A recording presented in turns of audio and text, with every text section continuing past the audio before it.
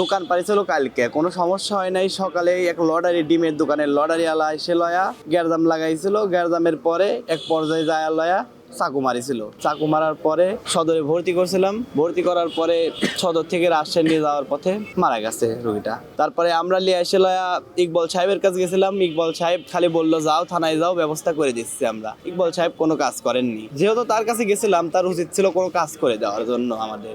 যেহেতু তার জায়গা থেকেই এটা হয়েছিল, স্টেপটা দিছিল আর কি, চাকু মারছিল, তার উচিত ছিল কোনো কিছু করার। ঘটনা ওখানে মনে করেন দোকান পাড়া নিয়ে একটা গ্যালজাম, ওখান থেকেই গ্যালজামের ভিতরে চাকু মারছে। 9টার দিকে সংবাদ পাই যে আপনার হলো দারুল আমান যে ট্রাস্ট আছে সেখানে যে জালসা হচ্ছে, ওখানে দফন বসাকে কেন্দ্র করে একজন আরেকজনকে চাকু মেরেছে। তো চাকু মারার পরে যে আহত ব্যক্তি তাকে পাবনা সদর হাসপাতালে ভর্তি করা হয়েছে।